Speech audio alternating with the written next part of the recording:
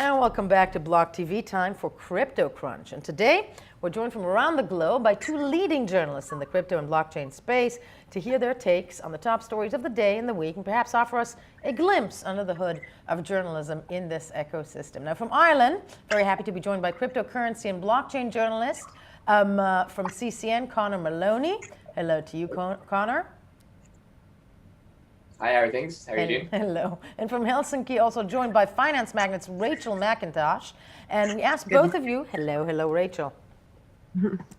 We asked both of you to highlight the stories from your site, respective stories from your sites. We're going to take them, go through them one by one. Conor, would love to start with you. CCN, one of the leads, major law enforcement operation takes down darknet dealers and crypto asset holders. I love this. You keep bringing me Hollywood scripts. Do tell. I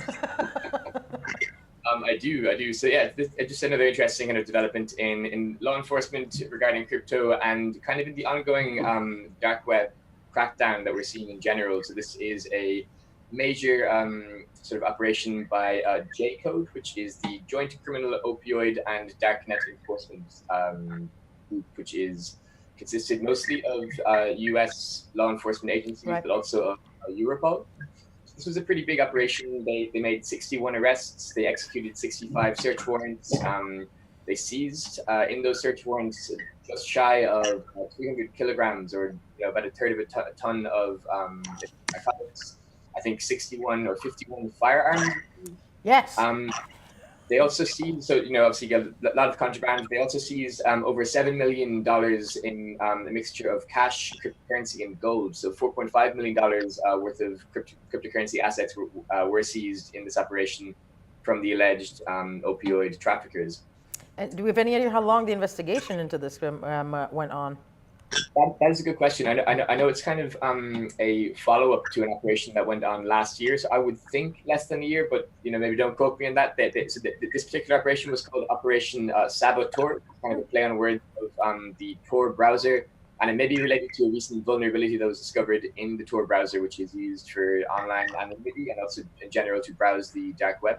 It's just basically an adapted version of Mozilla Firefox. Had a differently named operation that was executed last summer that resulted in 8 arrests. So to my knowledge, these are consecutive operations, and the second one was leading from last summer's operation. So if that's the case, they certainly made a lot of progress in a short amount of time. They shut down over 50 accounts on the vendors' accounts on the dark web. No, entirely, and cracking down on what we would call, or what I think people in the SEC in the States would call the bad weeds. That said, Rachel, before we move to yours, is it surprising? Well, it's not surprising, but when it comes to the reputation of the cryptocurrency business, when these things are discovered, not good for the hype, is it? To say the least. Not exactly good for the hype, no. But on the other hand, it's a good sign that law enforcement is finally doing things that are effective in the cryptocurrency industry to crack down on this kind of activity. It's always, people are always going to find a new way to commit crimes. Entirely. No, entirely.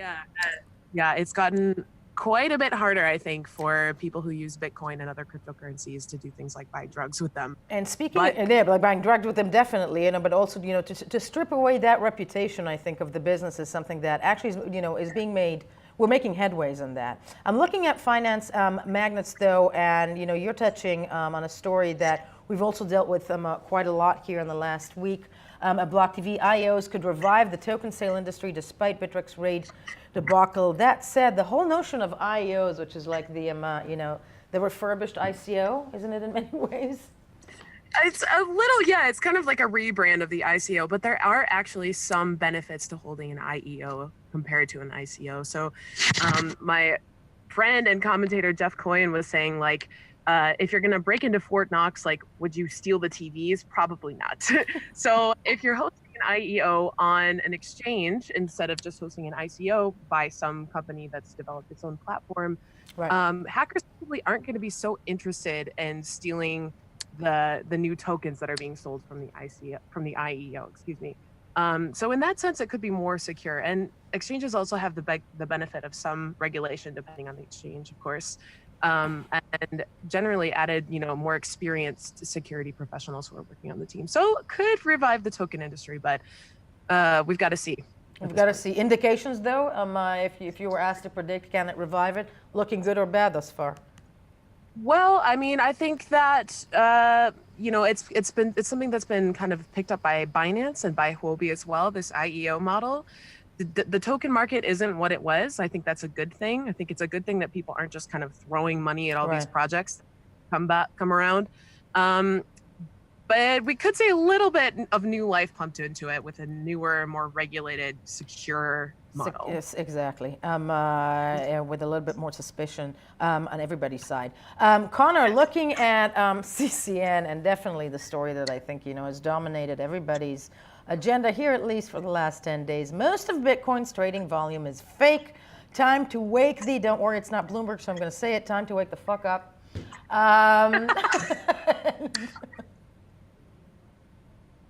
And Rachel, you have a similar story. Actually, we're going to touch on the two parallel, but Connor, starting with you. Yeah, starting from the Thai research that we saw about a week and a half ago, and the whole, and leading all the way to the Bitwise ETF application. How does, just tell, how does this bode for everybody? Because this is essentially, saying, it's proving 95% of volume we're seeing is bullshit. Yes, it's a really surprising figure, isn't it? Like 95%. As Rachel points out in her article, wash trading is kind of rampant in the space. Just for a brief take on it, it's just generally concerning that this is the kind of state of the trading ecosystem that we're seeing. Like nobody wants to have traders in a position where they can't sort of fairly assess the market conditions. That is just in general not good for the kind of the development of the technology. It makes it look bad. And it strengthens the case for regulation, in my opinion. Just simply for the fact that it's totally untenable to have literally the vast majority of all volume being manipulated. We're seeing stuff like for example, on exchanges, if I recall correctly, it was proven last year that the average token paid an average of $50,000 for an exchange listing. So there's a real incentive there to artificially inflate these trading volumes and to make it look like there's more kind of Bitcoin trading and other token trading happening in the ecosystem than there really is. And that is simply for the fact sometimes that exchanges are attempting to reap these sort of exorbitant fees from projects. And so there's a lot more to it than that, and we can maybe hand it over to Rachel for the other sort of elements of the case. But the interesting thing that I'm seeing is that as long as they're incentive with exchanges to kind of to fake their volume, they're going to, unless they're regulated. It's unrealistic to expect that they're not going to behave in that way, and that we're not going to continue to see bad actors in the place taking it. Indeed, and important to note. I mean, at the end of the day, wash trading in a regulated market, as we all know, is an illegal offense. Is a criminal offense. That said, Finance Magnates, Rachel, you guys are dealing with it from the angle of the Bitwise application, which is interesting because it seemed like reverse psychology what Bitwise did. They basically handed this semi-dissertation saying, okay, this entire business is manipulated by fraudsters, but here are the ones that are good, and that's what we're doing with them. Am I right in analyzing that in a very simple way? Yeah, you hit the nail on the head. It's going to be interesting to see whether or not this tactic works. Other exchanges and companies that have proposed Bitcoin ETFs to the SEC have kind of tried to downplay market manipulation and say that it's not such a huge concern, and even point out that market manipulation happens in regulated markets. But they're like, listen up, guys. We know that there's market manipulation, but we've got it under control. We know exactly where it's happening. But it is really shocking when you think about it. Out of 81 exchanges that they analyzed, only 10 had quote unquote real volume. That's a shocking, the shocking statistics. Yeah, crazy statistics. And I'm asking both of you, Connor, when we look at these numbers, many people, defenders within the sphere, were saying to us, well, you know what, this is a new market, it's a very young market, it's only 10 years in existence, and it's to be expected. I'm wondering though, can it grow if this persists? Can it grow in this? If this persists, how? Because clearly it's not weeded out yet. market manipulation, wash trading, whatnot? Certainly not. No, and I agree that it can't persist. I believe, if I recall correctly, you had an interview with the commissioner of the CFTC. So this is an organization that actually subpoenaed 4 major cryptocurrency exchanges last year. I think it was Bitstamp and Coinbase and Kraken, all of which have actually been cleared now by Binance, or excuse me, by Bitwise, as the being among the 10 exchanges that Rachel just mentioned as having real trading volume. But we have seen regulators attempt to control this, as Rachel says, like they're just kind of they're just acknowledging it, pointing out that it's there. No, it can't persist. Like can the space grow? I think it can grow in terms of sort of hoodwinking people into trading in this kind of atmosphere, but I don't think that it's a healthy growth if it continues to expand. If there continues to be growth in an atmosphere where we're seeing like the majority of trading volume being faked, that's obviously just kind of what we would refer to in the industry as whales, or like major players with huge amounts of assets, sort of making hay while the sun shines at the expense of the people who are trying to enter the space as new entrants, maybe unaware of the fact that this volume is being faked. So it's an important story, and it's important, again, similar to the previous story regarding the dark web. It's not necessarily good for hype, but the hype was what kind of but it needs to be transparent. That I agree with entirely in order to be solved. And before we move on, apropos busts and fails in the sphere, Connor, just quickly to you, Rachel, if this the Bitwise story, one thing I'm always wondering about is, do we think, because regulation is needed in the sphere, but everybody's afraid of regulation that will be too stifling, but incidents as such, won't they lead to incredibly strict regulations? I really don't think so. The SEC has taken a fairly hands-off approach up to this point. Sure. And even if the ETF doesn't get approved, I think that Bitwise's data that they provided them with will help give the SEC a better idea of how to regulate with precision, rather than just sort of throwing a blanket over the whole thing. Because I think the SEC does want to support this industry. They don't want to totally stifle innovation and all of the capital come from something. No, sounds like it. Moving quickly ahead to the last 2 topics. Connor, at CCN, 21-year-old Eastern European, I gotta read this headline, I love this. ICO founder asks for $60,000 on eBay for failed crypto project. Being a mother, the only thing I can say is clearly he's 21. Okay. But do tell us, yes, Sponsy, yeah. Yes. Just a bit, a more of a lighthearted story that kind of emerged this week. Although again, it does kind of speak to the, maybe the overall mindset of many ICO founders throughout the bubble. But it is just kind of inherently comical. So this is a guy from Belarus called Ivan Komar, really candidly making his case for trying to sell this failed ICO for $60,000 on eBay. At the time of writing it, there were 0 bids and 0 watchers on eBay. There are actually now 44 people or entities watching the bid. I would think just to see what happens, more so than actually, sort of queuing up to pay this man $60,000 plus. So I think the ICO was called Sponzi, which was something to do with kind of decentralizing sponsorship blockchain. But the kind of just the quotes this guy has come out with in an interview with Financial Times, it's difficult to tell if he's like genuinely trolling, and I think not. I think, as you say, maybe his age is just kind of playing a part here, but it's hilarious. So he's just kind of saying their first mistake was developing a product rather than just jumping on the crypto bandwagon, more or less a direct quote, and capitalize as fast as possible. They actually tried to build a product. Right. So it was a mistake doing what everybody else was doing. To be fair, he's probably right. They probably would have made more money, or any money, if they had just sort of immediately in 2017, just published a white paper and a website with a countdown like everybody else did, and kind of start raking in the cryptocurrency. He also said that their other mistake was hiring a lawyer, and that lawyer advised them not to do an ICO. Yeah. No, I love the fact that he's just sorry he missed the hype. He missed the buzz. He just got in the wreck. Just missed the hype. Didn't really have a product, but damn. Okay. Just saying, we should have just convinced everyone, regardless of the product. He also came out and said that this Sponzi project doesn't necessarily need a blockchain and would work on a centralized server. So he's really just kind of like sort of hitting a checklist of like sketchy ICO behavior that we've sort of that would be it, exactly. He would be the definition. Yeah. So is he?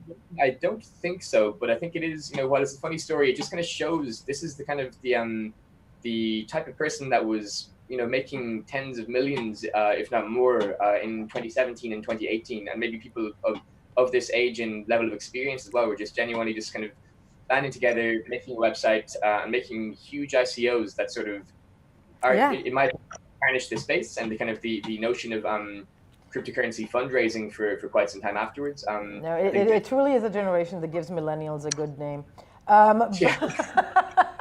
That you two got. To Rachel, though, the last one, which I love the idea behind it. With great market caps comes great social responsibility in Finance Magnates. Just to explain, social responsibility is actually quite a well-known academic term of democracy. Entirely so. And explain to us about the fast-changing world and what this story means in Finance Magnates. Right. So in a corporate context, the idea of social responsibility sort of means that companies need to be mindful of how their daily operations affect society. As a whole. Yeah. Yeah. And I think it's important to point out also that this doesn't have so much to do specifically with regulation, but rather with just simple ethics and moral behavior. And nowadays, this is something that's really also important for consumers. They're very likely to be attracted to companies that make intentional efforts to improve, let's say, the greater good. Right. And consumers will even turn their backs on companies who have done things to violate, ethical standards, like we saw a couple weeks ago with a Coinbase and Neutrino thing. Sure. So there's some particular challenges for the cryptocurrency community, just in that, all these companies are kind of located in Seychelles and Malta and these places that are very remote. We need to make sure as consumers that these companies are serving the communities that they're stationed in, because often these companies are stationed in developing countries, and also that they're being held accountable to the global communities that they serve, given the fact that they are so kind of remote and far away.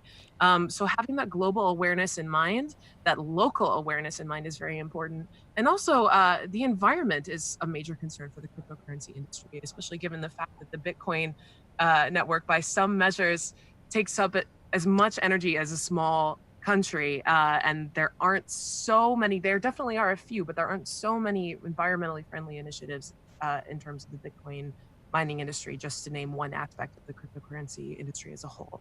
But there are some companies that are working to improve the world and the communities that they're in. One of them is Cardano, that has free programs for some of the communities that it has headquarters in, and Paxful, a cryptocurrency exchange that's based in Estonia. They have a number of initiatives that they're working with in Africa to provide education and resources to entrepreneurs.